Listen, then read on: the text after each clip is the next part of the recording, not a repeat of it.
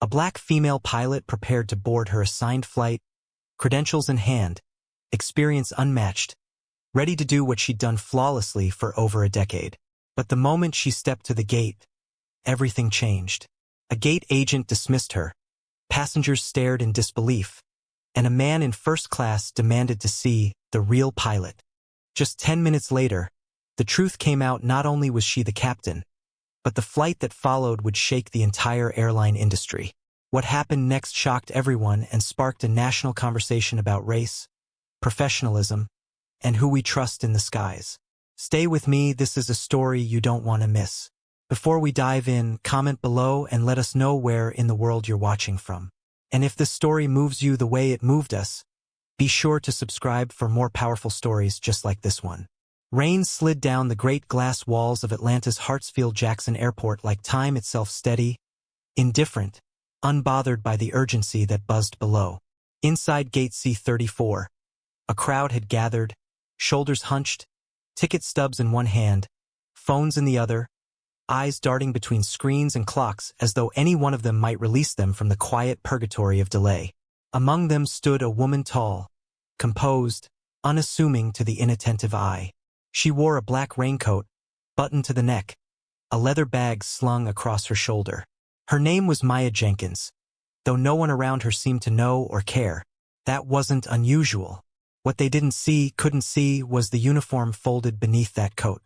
The stripes, the wings, the weight of 10,000 hours in the sky, and the heavier weight of never being seen for what she was unless she announced it.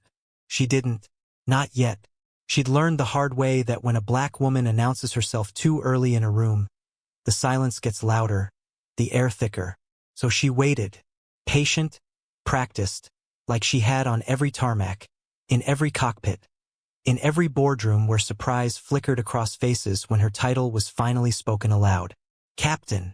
At 39, Maya was one of only a few dozen black female captains in the entire commercial aviation industry. That fact alone had earned her every shade of curiosity, doubt, and quiet resistance. But standing there, eyes scanning the gate, she wasn't thinking about numbers. She was thinking about routine flight plan to Charlotte, onward to San Francisco, and then home. She stepped toward the priority boarding lane, boarding pass in hand, a gentle smile playing on her lips out of habit, not ease. The agent at the counter looked up. White, male, thin hair, a name tag that said Bradley. He squinted at her, then at the boarding pass, then back at her, as though the information couldn't possibly align. Priority boarding is for first class and elite members only, he said. The air shifted just slightly. Around them, other passengers barely glanced over, but they were listening, like they always did. Maya kept her voice level, unshaken. I understand. I'm the captain of this flight. She didn't reach for her credentials immediately. That too was a lesson. Reach too fast and they flinch. Defend yourself too quickly, and you confirm their suspicions. Bradley blinked, then blinked again. Captain Richards is assigned today, he said slowly. There was a last-minute crew change, Maya said. Captain Jenkins. That's me. Something passed through his eyes, confusion, disbelief, maybe just annoyance at the unexpected. He straightened. If you could just step aside while we board our priority passengers, I'll get this sorted out. The request was polite. The message wasn't. So she stepped aside. One by one, they passed her the suited white executives with leather briefcases and Bluetooth headsets, the elderly couple with matching neck pillows, the young blonde flight attendant who didn't glance her way. None were stopped. None were questioned. All were permitted to pass.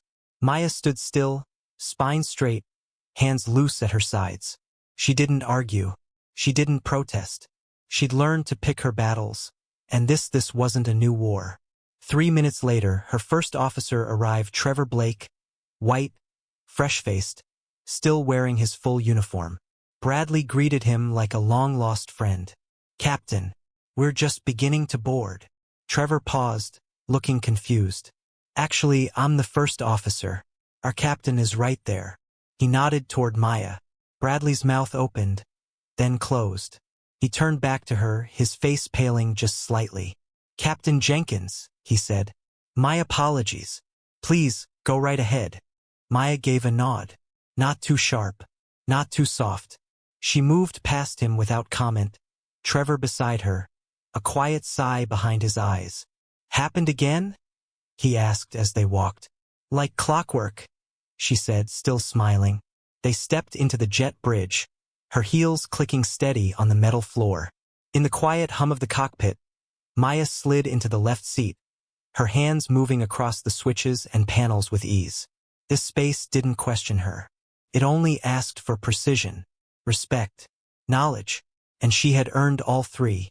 But as she prepared the plane for departure, she didn't yet know that a cell phone camera had been recording, that the story of what had happened at gate C-34 would ripple far beyond the terminal, that a girl with wide eyes and brown skin, sitting just a few rows back, had been watching, and that this routine flight would become anything but.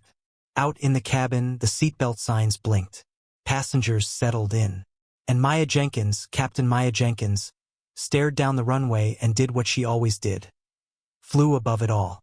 The hum of the cockpit settled into its familiar rhythm, switches toggled, indicators aligned, co-pilot at her side reviewing the checklist. Maya's hands moved with practiced ease, but her mind it wandered. Not far, just back a few minutes. Back to the hush that followed Bradley's disbelief. Back to the moment when her name, her authority, her very presence had to be explained before it could be accepted. Not proven she had done that already, 10,000 hours over 10,000 miles, but explained, like a riddle they didn't expect the answer to look like her. Outside, the rain had slowed to a mist. Inside, the cabin door shut with a muffled click.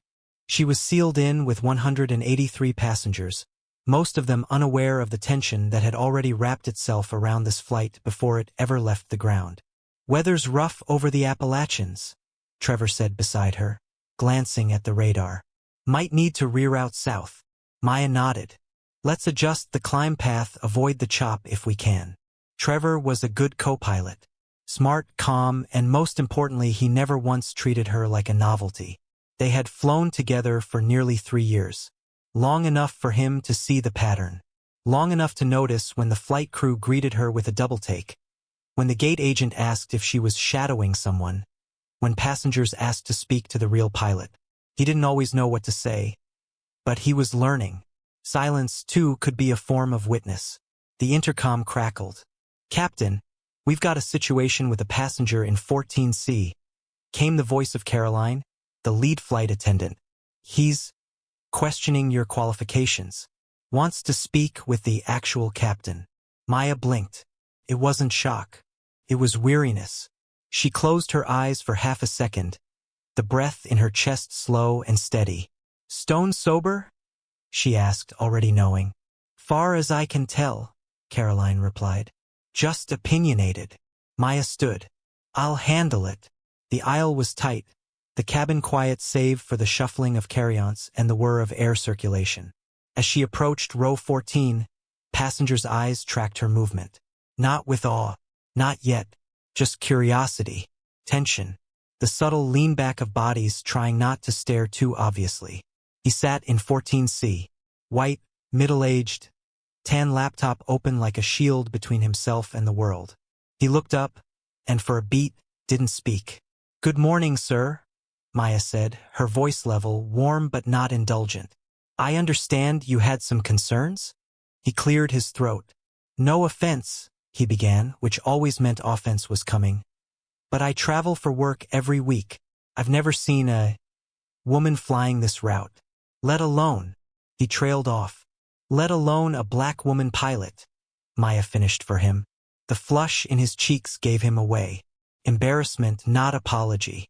He blinked, stammered. I just wanted to make sure. You know, this is a complicated aircraft. I've flown this aircraft for 6 years. Logged over 10,000 hours.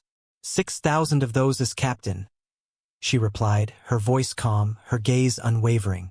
This flight is my responsibility. But if you're uncomfortable, I'd be happy to have the gate agent assist you in rebooking. The air went still. He looked around. People were listening, watching.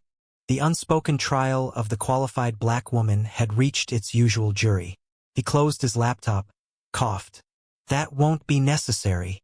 Excellent, Maya said with a smile. We're expecting a smooth ride to Charlotte. Let us know if you need anything else. As she turned to walk back, she caught sight of her. A girl 12, maybe 13, seated near the wing, brown skin, braids pulled back with a purple headband. She looked up at Maya not with the curiosity of the others, but with wonder, recognition.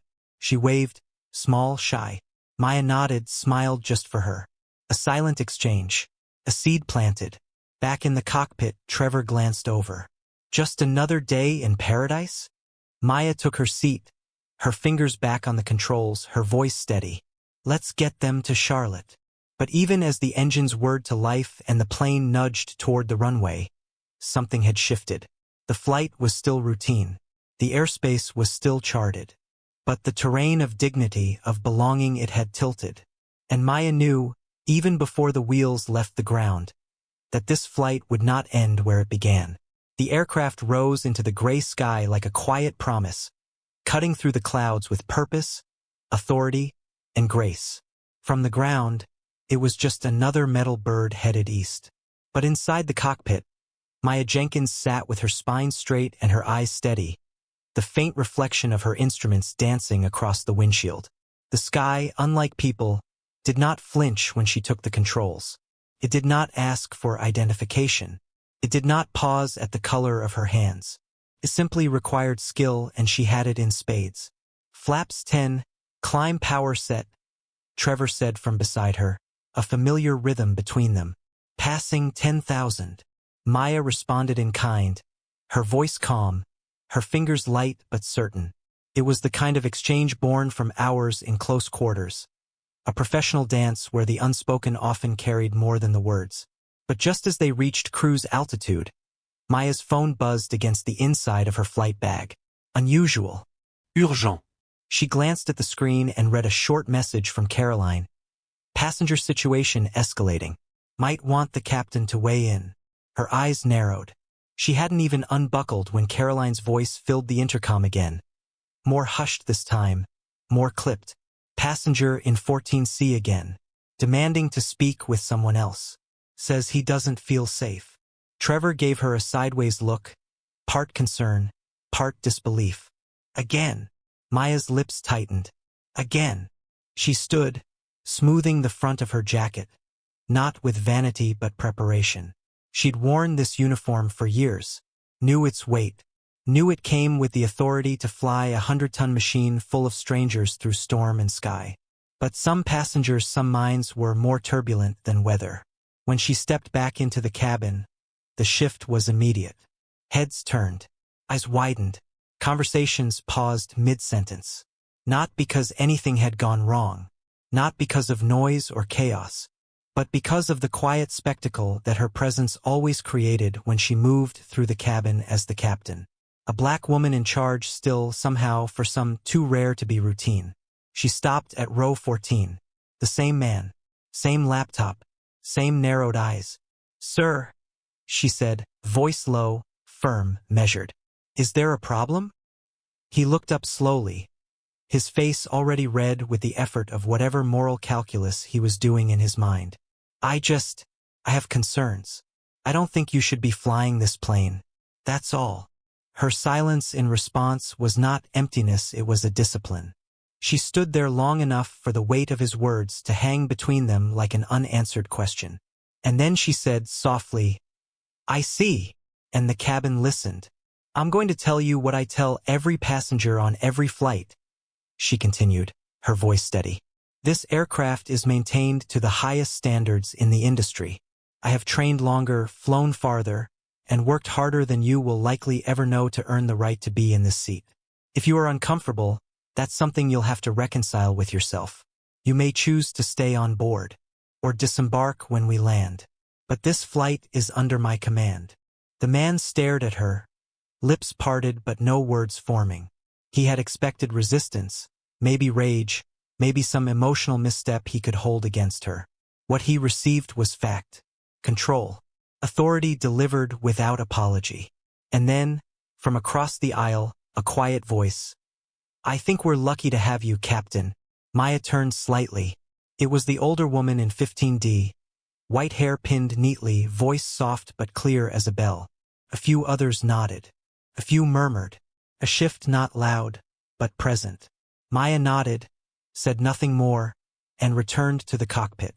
As she took her seat again, Trevor passed her a fresh coffee. Handled. For now. Outside, the clouds gave way to sunlight, a break in the gray. Inside, Maya glanced toward the radar, the fuel readings, the numbers that always told the truth. But her mind wasn't on fuel. Or altitude. It was on something she hadn't noticed until now. In the middle rows, near the wing, the little girl with the purple headband had watched the entire exchange. Not blinking, not speaking, just watching, the way children do when the world shows them something new.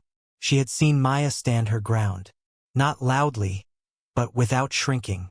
And Maya realized something that sent a quiet ripple through her heart. Someone had pressed record. Not a camera, not a phone, but a mind. And that recording would last. There's a strange hush that falls over a cabin once the confrontation ends. It's not quite peace. Not yet. It's more like the stillness after a bell is rung, a silence filled with echo. Maya felt it as she stepped back into the cockpit, that quiet ache behind her eyes that never quite left.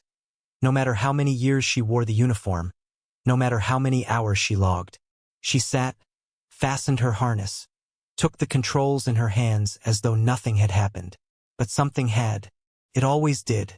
Trevor didn't speak. He didn't need to. His silence wasn't the kind that shrinks away from discomfort, it was the kind that respects it. Outside, the clouds gave way to streaks of sun. Inside, Maya turned her attention to the navigation display, but her mind was elsewhere. Not on the aircraft, not on the turbulence over the Appalachians, not even on the man in 14C. No, her thoughts had drifted to the girl in the purple headband. A child, 12, maybe 13, eyes wide as galaxies. She had watched, really watched. Not the way adults glance, brief and passing, always prepared to look away. The girl had stayed in the moment, had sat with it, like it was a story she knew mattered. Maya had returned her wave, and in doing so, had felt something she hadn't felt in a while. Responsibility. Not to her employer, not to the passengers, but to that child, to the memory she would carry forward. The plane flew on, slicing across blue skies, but back in the cabin, the air hadn't fully settled. Not for the passengers. Word had passed from row to row quietly, discreetly, in those subtle, conspiratorial voices people use when they're not sure if they're supposed to be talking. Some passengers were unsettled by what had happened. Some felt ashamed they hadn't said anything. Some were quietly proud that their pilot had spoken with such command. And some, Maya knew without ever seeing their faces, shared the passenger's discomfort, if not his audacity. That was the thing about silence, it didn't always mean agreement.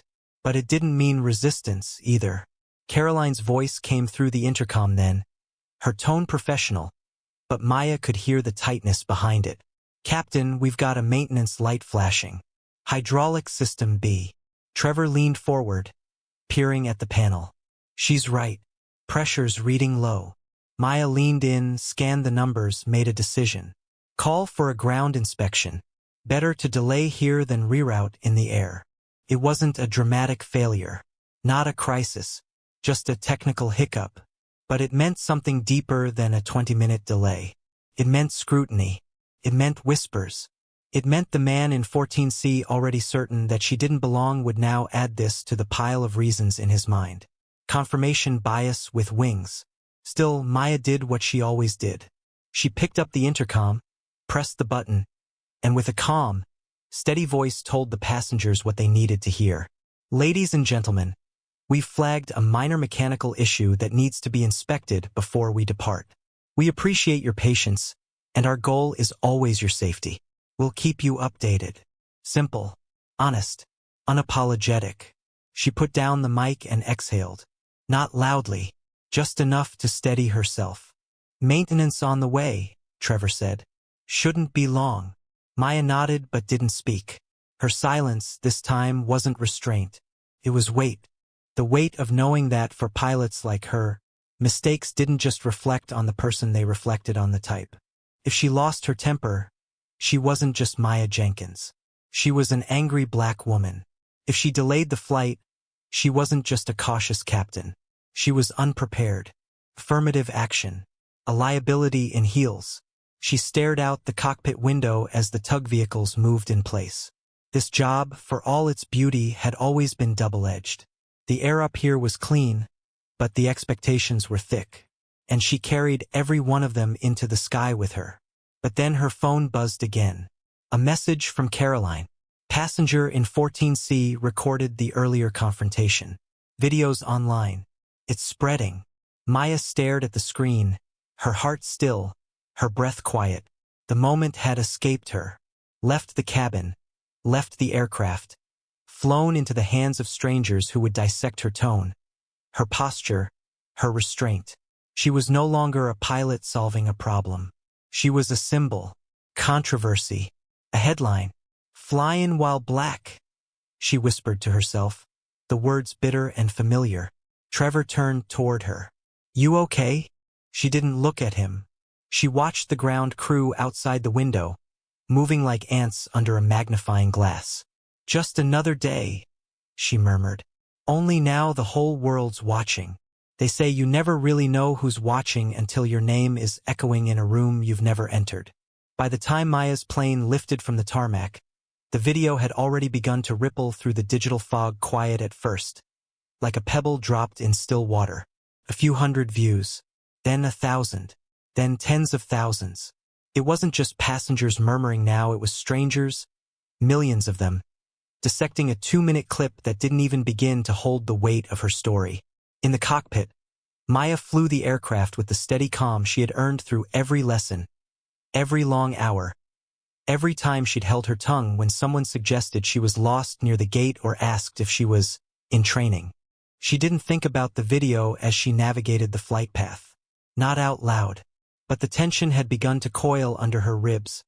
A low throb, not of fear she had faced worse but of weariness. The weariness of becoming a spectacle. Somewhere over the Appalachian Mountains, as they cruised above the soft patchwork of spring fields and winding rivers, Caroline returned to the cockpit. She held out her phone. Her expression said more than the screen did. It's gone viral, she said quietly. 500,000 views and counting. Maya took the phone. The headline was simple. Black female pilot forced to defend her credentials before takeoff. Watch what happens. The video played without sound. Just her standing, composed, speaking to a man who looked flustered. Just her refusing to shrink. She's a queen, one comment read. She's just playing the race card, said another. She's lying. No way she's a real pilot. Maya didn't scroll further. She handed the phone back with a smile that didn't reach her eyes. People love a hero, she said, as long as they don't have to follow her. Caroline hesitated, then leaned closer. Corporate's calling. They want to talk before the next leg. Of course they did. Back in Atlanta, she'd been just a pilot. Now she was a symbol. And symbols, she knew, came with expectations, projections, and eventually consequences. It wasn't that she feared losing her job. It was what she might lose on the inside, the quiet dignity of doing her work without a spotlight, without being turned into the subject of someone else's narrative. When the plane landed in Charlotte, the wind was strong, the runway slick, but the landing was flawless, smooth, steady, textbook. The kind that reminded her why she'd chosen this life in the first place. In the aisle, as passengers stood to collect their bags, some looked at her differently now. Not with surprise, but with curiosity. A few even nodded. One or two said, "Thank you, Captain." And from row 17, that little girl still watching lifted her sketchbook to show a drawing of a woman at the controls. "Can I talk to her?" she asked Caroline. Maya stood just outside the cockpit as the girl approached. "I want to fly one day," she said. "But I didn't think I could. Not until today." Maya bent down, met the child's gaze. She didn't say, "You can do anything." That would have been too easy, too hollow. Instead, she said, "The sky doesn't care what you look like. It only answers to skill. And if you want to be up there, you'll have to work harder than most, but I'll be waiting for you." The girl beamed. Her mother, standing behind her, blinked back tears. Later, as the plane refueled for the westward leg, Maya found a quiet corner in the terminal and called the airline's PR office. The voice on the other end was warm, rehearsed, and fast-moving. Vanessa Ortiz, head of media response. They didn't want to suppress the video, Vanessa explained. They wanted to lean in, to show support, to spin this into something uplifting. Maya listened, then said, "No corporate slogans. No press conference. If you want to stand by me, then stand by all of us. Make it about pilots, not politics." Vanessa paused. "So, what do you want?" Maya looked out at the tarmac, the jet waiting in the glow of twilight. "I want to keep doing my job. And I want to know that when I walk down that jet bridge, no one sees a surprise, they see a pilot." She hung up before Vanessa could answer. There was still another flight to fly. San Francisco next. 5 hours through headwinds and expectation. But in the cockpit, as the sun dipped below the clouds, Maya felt something shift inside her. Not power, not pride, but a kind of earned clarity. She didn't ask for the spotlight, but now that it was on her, she'd use it to light the path forward for the ones still waiting to be seen. The flight to San Francisco took off under a fading Carolina sun. The sky streaked in burnt orange and lavender, like a painting too stubborn to dry. Maya sat in the captain's seat, her fingers curled around the yoke, her mind quiet for the first time in hours.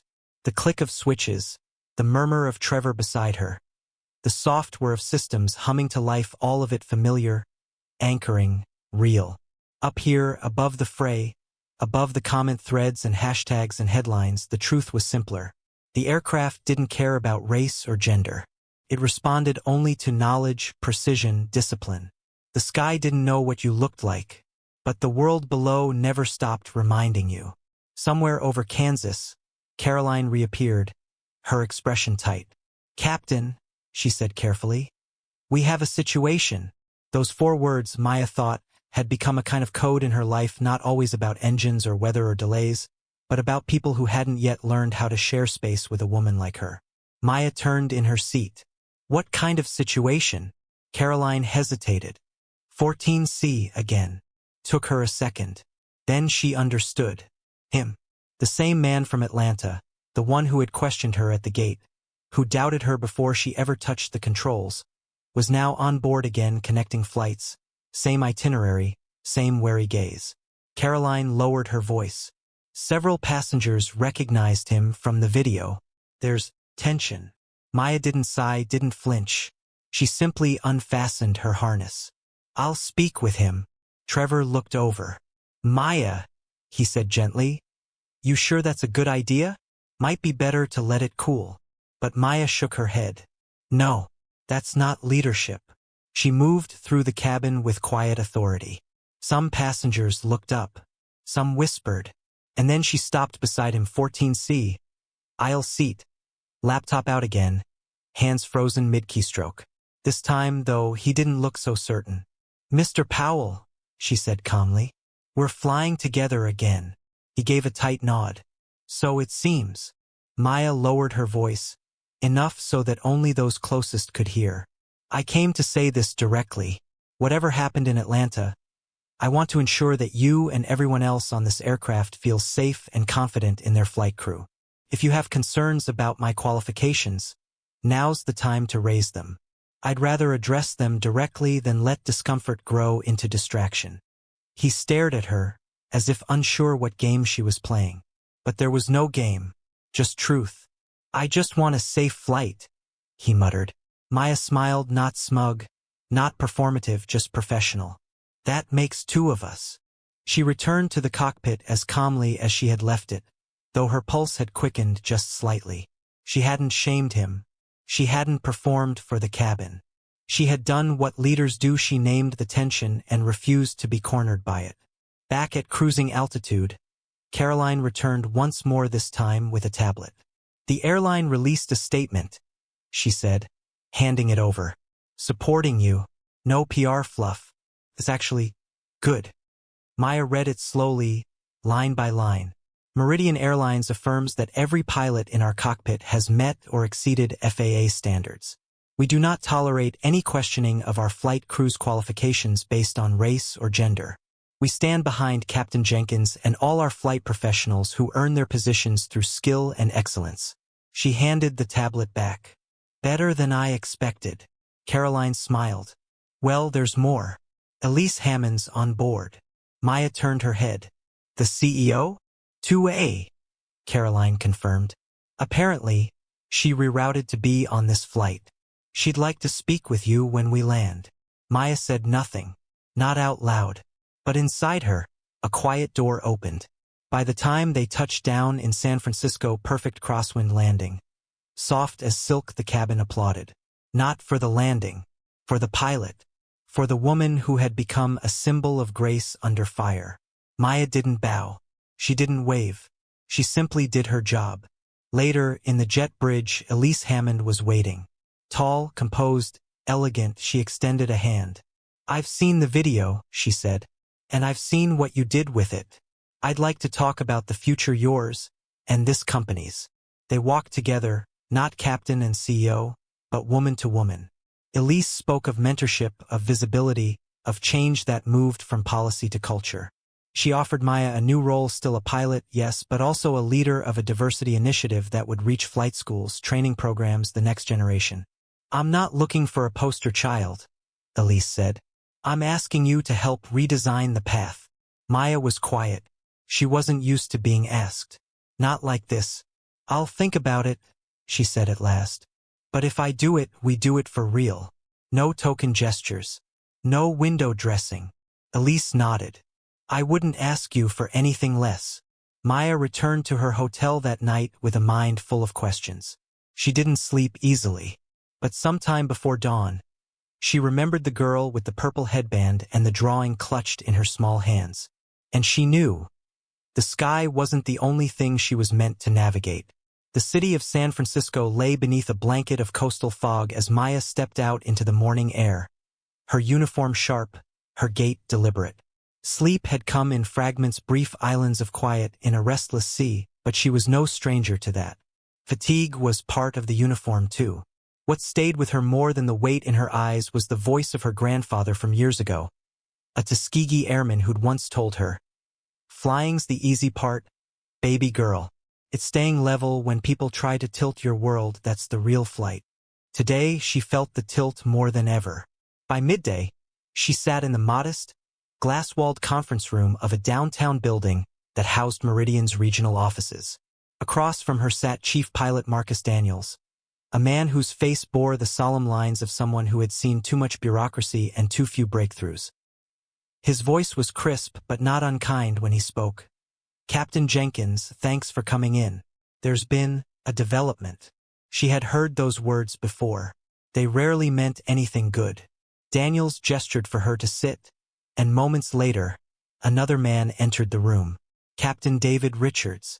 The name struck a chord. He was the pilot originally scheduled for the flight to Charlotte, the one whose sudden absence had led to Maya being assigned that route. His expression was grave, not performative. No casual handshake, just a quiet nod.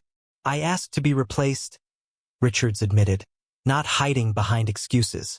Told scheduling it was a family emergency. But it wasn't. Truth is, I heard a whisper about a surprise FAA audit and didn't want to risk the scrutiny. Maya blinked. "So you lead." "I did." His voice didn't waver. "And in doing so, I put you in the spotlight and at risk." Daniels leaned forward, steepling his fingers. "That audit did happen. What you didn't know, Captain Jenkins, was that while you were managing a passenger confrontation and a hydraulic delay, you were also being evaluated by the FAA. Maya's stomach dropped, but she said nothing. "You passed with distinction," he continued. The inspector's words were exemplary airmanship under pressure. Silence followed, thick as rain-soaked wool. For years, Maya had carried the unspoken burden of proving herself not just to her crew or passengers, but to a system that had been designed long before women like her were expected to be part of it. Now, she was being praised not for flying the aircraft, but for flying it while being questioned, undermined, and surveilled. It was justice, but it wasn't relief. Richards cleared his throat again. "Captain Jenkins, I came here to apologize to your face. Not just for the crew swap. For not seeing what you've been carrying. For benefiting from a system that protects people like me from accountability, while putting people like you under a microscope. Maya met his eyes. Not with warmth, but with grace. I accept your apology, she said quietly. But it doesn't end with a confession. It ends with a change in what you do next. Daniels nodded. Which is why there's something else. Based on your performance and conduct, we're offering you a promotion check, Airman. You'd be certified to evaluate and train other pilots, including those senior to you. It was a position of tremendous influence and tremendous visibility. Maya didn't respond immediately. There's more, she said, her voice steady. If I accept, I want to be involved in revising training protocols. I want real data transparency on who gets flagged for reevaluation and why. And I want a say in how we handle passenger complaints about pilot identity, not just credentials. Daniels didn't hesitate. Fair. She stood then, not because the meeting was over, but because she'd spent her whole life being told to wait for the moment, for the right time, for the culture to shift. She was done waiting. Outside, the air was brisk. The fog had begun to lift. And as Maya walked toward the terminal to prepare for her return flight to Atlanta, a notification lit up her phone. A message from a young girl named Amara. Thank you for showing me the cockpit. I'm already looking up flight schools. Maya smiled, not because the storm had passed, but because she had flown straight through it and someone behind her had found the courage to follow. Her phone buzzed in her coat pocket, a steady rhythm now to her days. More requests, interviews, panels, feature stories. But she scrolled past them all until she landed on one message, simple and handwritten in the digital scrawl of a child. Captain Jenkins, thank you for the wings. I showed them to my class today. My teacher says I should start writing to Embry-Riddle. Do you think I'll make it? Amara. Maya stopped walking, closed her eyes. Let the weight of it rest on her like a familiar coat. That's what legacy felt like, not loud, not triumphant. Just a quiet knocking at the door of the next soul waiting to believe in themselves. She stepped into the crew lounge and found it unusually crowded. Pilots in varying shades of fatigue and curiosity turned to her as she entered.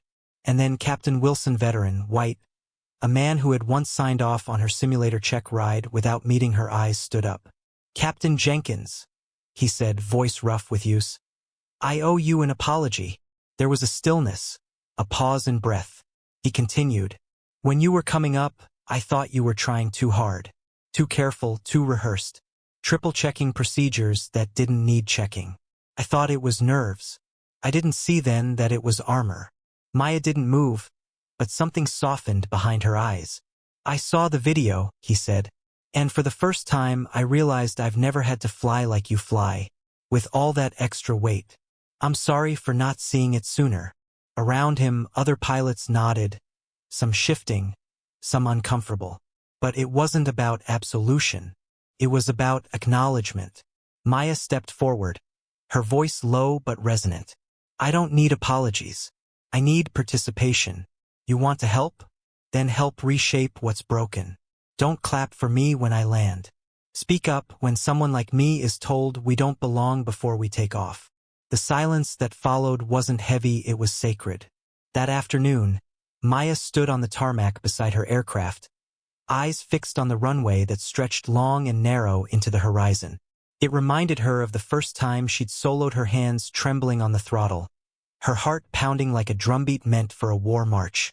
She had flown anyway, not because she wasn't afraid, but because fear had never been a good enough reason to stay grounded. Now, years later, with a Czech airman badge in her pocket and a mentorship program forming under her name, she knew this. The fight was far from over, but she no longer fought it alone. As her next crew arrived and boarding began, Maya turned toward the boarding door. A young black woman in a training uniform stood beside the gate, wide-eyed, waiting. Captain Jenkins? She said, nervous but bright. I'm shadowing today. They assigned me to your flight. Maya smiled, a slow, knowing smile that reached all the way back to that girl on her first flight deck. She extended her hand. Then let's fly. and together they stepped into the sky.